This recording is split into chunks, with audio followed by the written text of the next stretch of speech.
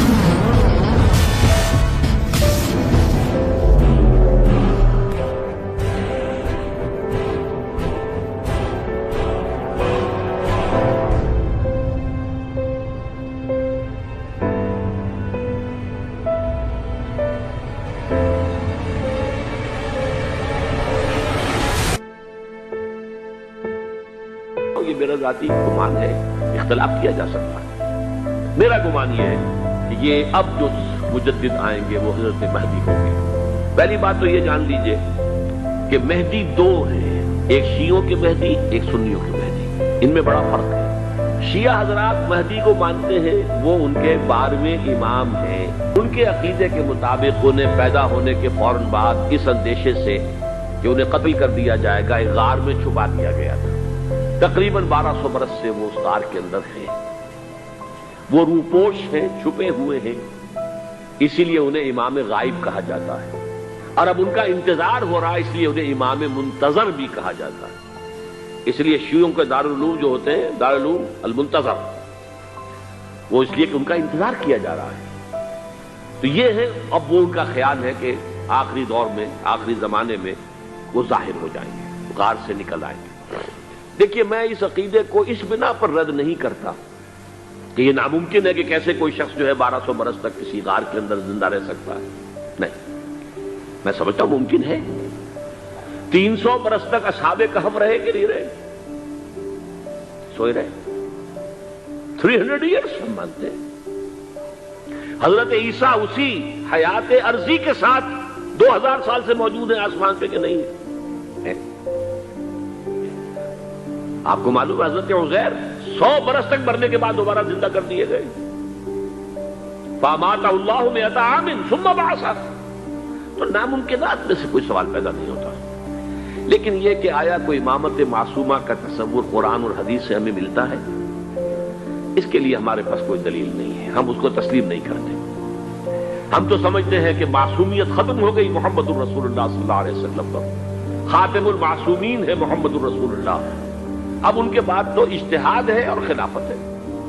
عام معاملات میں اجتہاد ہوگا، نظام خلافت کا ہوگا. تو ہمارے نزدیک جو میں جس مہدی کا نام لے رہا ہوں وہ مہدی ہے جو ایک مجدد ہوں گے. انسان بھی پیدا ہوں گے انسانوں کی طرح، عام طور پر اپنی عمر کو، پختگی کو پہنچیں گے، پھر وہ سامنے آئیں گے منظر پر، پھر وہ کام کریں گے، قیادت کریں گے. عرب میں ان کا ظہور ہوگا. اب اس میں چاہتا ہوں کہ کچھ حدیثیں آپ کو میں سناؤں. اعلیٰ حضور نے فرمایا لو لم یبقى من الدنیا الا یوم، اگر دنیا کی زندگی میں سے کچھ بھی نہ بچے سوائے ایک دن کے، لطول اللہ تعالی ذلك اليوم، تو اللہ تعالیٰ اس دن کو لمبا کر دے گا. حتی یبعث فیہ رجلا منی، یہاں تک کہ میرے خاندان میں سے ایک شخص کو اٹھائے گا، من اہل بیتی، میرے اہل بیت میں سے، یواطئ اسمہ اسمی و اسم ابی ہے اسم ابی، جس کا نام میرے نام پر ہوگا، جس کے والد کا نام میرے والد کے نام پر ہوگا. یملأ الارض قسطا وعدلا کما ملئت ظلما وجورا، وہ سرزمین عرب کو عدل اور انصاف سے اسی طرح بھر دیں گے جیسے کہ وہ ظلم اور زیادتی سے بھر چکی ہو. دوسری روایت ہے حضرت ابو سعید خدری رضی اللہ تعالیٰ عنہ سے، حضور نے فرمایا المہدی منی اجل الجبہۃ اقن الانف یملأ الارض قسطا وعدلا کما ملئت ظلما وجورا. یملک 7 سنین رواہ داؤد، کہ مہدی مجھ میں سے ہوں گے بڑی روشن پیشانی والے اور بڑی کھڑی ناک والے، وہ زمین کو بھر دیں گے انصاف سے اور عدل سے، جیسے کہ وہ ظلم سے بھری ہوئی ہوگی، اور وہ 60 برس تک حکومت کریں گے۔ عرب میں خالص خلافت علی منہاج النبوہ کا نظام حضرت مہدی کے ہاتھوں قائم ہوگا اور 60 برس تک قائم رہے گا عرب کے اندر۔ عن ابی سعید قال ذکر رسول اللہ صلی اللہ علیہ وسلم بلان یصیب هذه الامہ حتی لا یجد الرجل ملجا یلجا الیہ من الظلم۔ حضور نے ذکر فرمایا کہ ایک دور ایسا آئے گا انتہائی ابتلاء اور آزمائش اور مصائب کا، کہ کسی شخص کو کوئی سر چھپانے کی جگہ نہیں ملے گی اس ظلم سے اپنے آپ کو بچانے کے لیے۔ فَيَبْعَثُ اللَّهُ رَجُلًا مِّنْ عِتْرَتِي وَأَهْلِ بَيْتِي، تو پھر اللہ میرے ہی خاندان میں سے، میرے اہل بیت میں سے اٹھائے گا ایک شخص کو، فَيَمْلَأُ بِهِ الْأَرْضَ قِسْطًا وَعَدْلًا، اور اس کے ذریعے سے اللہ تعالیٰ زمین کو عدل و قسط سے بھر دے گا، اس سے پھر راضی ہو جائیں گے آسمانوں میں رہنے والے بھی، وَسَاكِنُ الْأَرْضِ، اور زمین میں رہنے والے بھی۔ لَا تَدَعُ السَّمَاءُ مِنْ قِطَرِهَا شَيْئًا إِلَّا صَبَّتْهُ، آسمان اپنا ایک قطرہ بھی نہیں روکے گا مگر یہ کہ اس کو زمین کے اوپر نثار کر دے گا، بارش کی شکل میں گرا دے گا۔ وَلَا تَدَعُ الْأَرْضُ مِن نَبَاتِهَا شَيْئًا إِلَّا أَخْرَجَتْهُ، اور زمین اپنی پیداوار میں سے کوئی شے نہیں چھپائے گی، نہیں روکے گی مگر اس کو ظاہر کر دے گی۔ عن علی رضی اللہ تعالی عنہ، یہ حدیث جو ہے مسند احمد ابن حنبل میں بھی ہے اور سنن ابن ماجہ میں بھی ہے۔ قال قال رسول اللہ صلی اللہ علیہ وسلم المہدی منا اہل البیت یصلحہ اللہ فی لیلۃ، مہدی ہم میں سے ہوں گے، ہمارے اہل بیت میں سے، اور اللہ ایک ہی رات میں ان کی اصلاح کر دے گا۔ یعنی وہ پہلے سے کوئی زیادہ روحانی یا دینی کوئی اس سے افضل شخصیت نہیں ہوں گے، لیکن ایک ہی رات میں اللہ تعالیٰ ان کی سیرت و کردار کے اندر انقلاب عظیم برپا کر دے گا۔ جیسے کہ میں نے عرض کیا تھا آپ سے کہ عمر بن عبدالعزیز کی زندگی میں انقلاب عظیم آیا، خلافت کا بوجھ پڑتے ہی کہاں وہ خوش باش اور خوش لباس اور خوش خوراک، وہ شہزادہ ٹھاٹ باٹ والا، جاگیر والا، گورنر کا بیٹا اور خود گورنر، اور کہاں یہ کہ اس کی وہ درویشی۔ لیکن کنٹراسٹ بہت شدید ہے، وہاں جو بھی کچھ تھا وہ تدریجاً آیا تھا، ہوتے ہوتے ہوتے اس طرح، اور یہاں سڈن آیا۔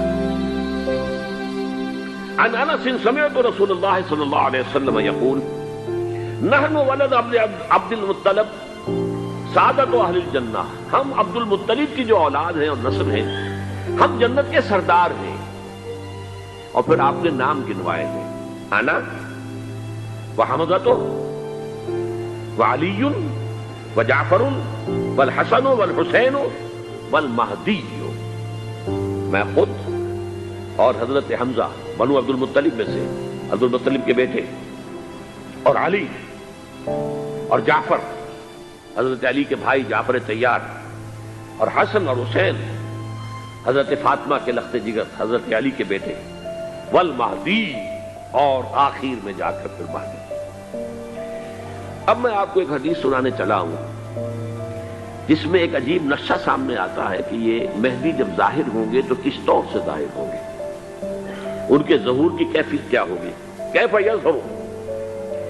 یہ روایت ہے حضرت ام سلمہ سے رضی اللہ تعالی عنہا، حضور کی زوجہ محترمہ ہیں، فرماتی ہیں ام سلمہ عن النبی صلی اللہ علیہ وسلم قال یکون اختلاف عند موت خلیفۃ، موت خلیفۃ، حضور نے فرمایا ایک خلیفہ کی موت پر اختلاف واقع ہو جائے گا، خانہ جنگی ہو جائے گی۔ فَيَخْرُجُ رَجُلٌ مِّنْ أَهْلِ الْمَدِينَةِ حَارِبًا إِلَىٰ مَكَّةَ، پھر مدینے کے لوگوں میں سے ایک شخص نکلے گا، بھاگے گا اور جا کر پناہ لے گا اور چھپ جائے گا مکے میں۔